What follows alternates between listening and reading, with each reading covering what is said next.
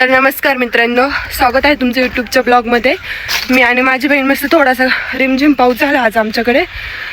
पाऊस दिवस उघडला, मग आम्ही असं वावराला चक्कर मारायला चाललोय. ती पण तिचं ब्लॉग काढते. आणि आता आम्ही चालत चालत बघा डाळिंबाच्या बागाकडे आलेलो आहे. युट्यूबवरचा पहिला ब्लॉग आहे. मला काय एवढं बोलायचं माहित नाही का. असं माझ्या बहिणीचं बघून तर मी सुरुवात केली. म्हणजे ती मला रोज बोलती का अगं कर सुरुवात म्हणून मी आज घेतलंयच मनावरती आणि मी पण आजपासून करते सुरुवात. तर म्हणजे काय आहे ना, माझ्या काही चुका झाल्या असतील तर ते इग्नोर करून पुढचा ब्लॉग कंटिन्यू करा. तुम्हाला दाखवते आमचं म्हणजे बाग धरलेलं आहे बरं का हा. आणि पहिल्यांदाच धरलाय म्हणजे झाडं लावल्यापासून. तिकडे बोल. ते बघा म्हणजे काही झाडांना बघा, ती पण ब्लॉग बनवती मी पण ब्लॉग बनवती आणि आम्ही एकाच ठिकाणीवरती आलेले. नाही मी पुढे जाते, तू थांबे. बघा आमची भांडे झाले पागायच कशी अशी लोटते. मला सांगते मोठी नाही म्हणून सगळं ऐकून घ्यावं लागतं. बघा बागेत आलं होतं. असं आहे ना, ह्या बागा पहिल्यांदा धरल्यामुळे ना काही काही साईज अशी मोठी आहे आणि काही साईज अशी छोटी आहे डाळिंबाची. थोडीशी तब्येत म्हणजे मी आजारी आहे आणि कालच मी एक सलन घेऊन आले, पण तरी आज व्हिडिओसाठी परत वावरामध्ये आले. बघा तिकडं माझी बहीण आहे आणि इकडं मी. ती तिच्या ब्लॉगमध्ये सांगते तिने व्हिडिओ कसा सुरुवात केला. लोकांनी तिला कमेंट केल्या असतील भरपूर साऱ्या. तिला पण सपोर्ट करा, मला बी सपोर्ट करा. पहिला ब्लॉग आहे, तुम्हाला बी ऐकायला बोर होत असेल पण काही हरकत नाही आहे. बोर होत असेल तर नक्की कमेंट करून सांगा, म्हणजे मी माझ्या अजून ब्लॉगमध्ये चेंज करेल आणि चांगले चांगले व्हिडिओ टाकण्याचा प्रयत्न करीन जेणेकरून ते तुम्हाला आवडतील. की मला कमेंट करा, तुम्हाला वाटत असेल यार मी इथपर्यंत कशी आले, लोक काय बोलले नाही का, घरचे काय बोलले नाही का, लोकांनी नाव नाही ठेवलं का.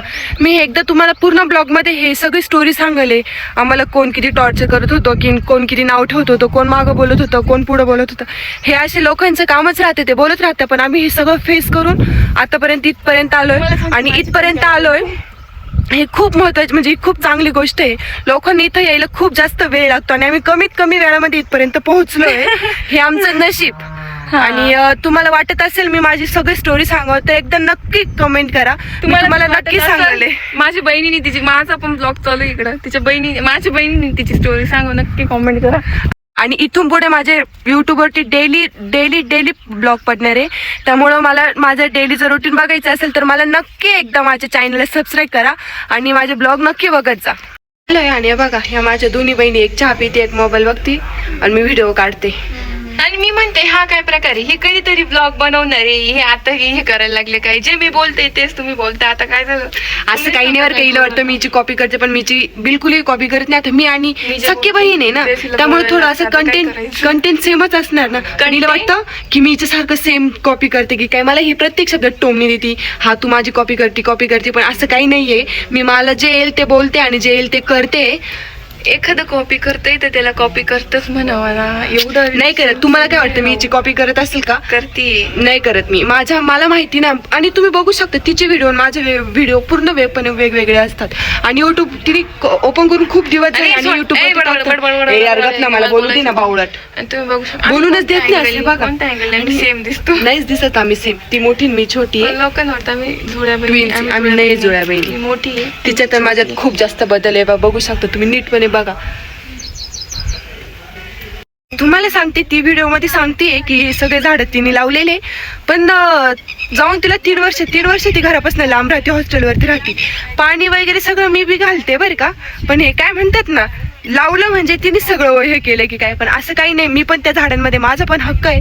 पण ती असं म्हणते नाही ते झाडं माझे, मी लावले, माझ्यामुळे एवढे झाडं झाले. असं काही नाही गाईच. काय बोलती ती. जेव्हा पोर होतील ना तेव्हा त्याला सांगायचं साक्षी आत्याची झाड आहे सगळे. काहीच डायरेक्ट फ्युचर प्लॅनिंग केलं माझ्या बहिणीने. Future planning. आणि खरंच हे झाडं ना सगळे तिने लावलेले आहे. आणि तुम्हाला सांगू का तिने ना अक्षरशः टोकरी आहे ना, टोकरीने शेणखत आणून टाकले तिने झाडांना आणि झाडांना बादलीने असं पाणी वाहून टाकले. आमची टाकी पर तिकडे त्या कोपऱ्यातून ह्या कोपऱ्यात पाणी आणून वाहून टाकलंय.